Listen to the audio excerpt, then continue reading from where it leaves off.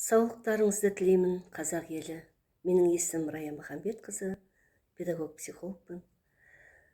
Көпшілік мән бере қоймаған, бірақ мені қатты алаңдатқан бір мәселемен сіздермен ой бөліскім келіп отыр.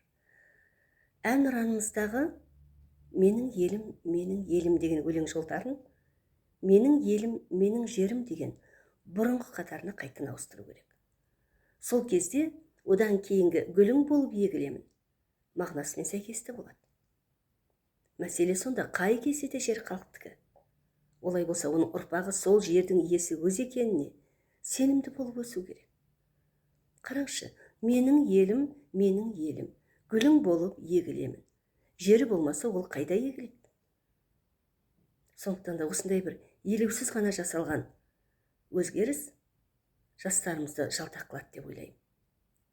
Қанша азаматтарымыз осы жетістікке жеткенде осы әнұранды шабытпен орындайды. Әрі сөзі жүрегіне әсер етіп тұр. Мысалы үшін қанша жастарымыз шетелде олимпиадалар, спорттық жарыстарда жеңімпаз болғанда осы әнұранның әр сөзіне мән беріп, сондай шабытпен орындайды. Сонда менің жерім деп тұрғанда, менің елім деп тұрғанда, ол жастың шабытына шабыт қосылмай ма? Жігеріне жігер қосылмай ма? Үлкен мақсаттарға күш алмай ма? Қараңызшы, қандай керемет.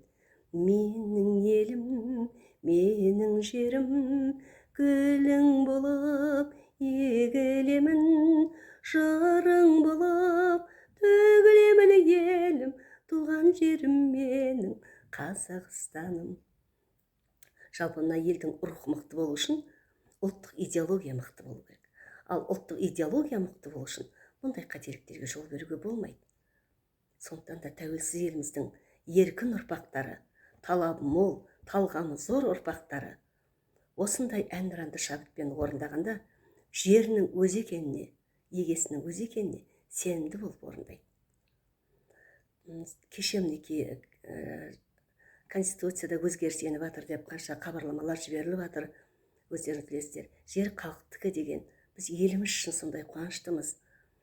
Сондықтан да осындай мәселе жөнінде сіздермен ой бөлісуді мақсат тұттым. Сіз қалай ойлайсыз?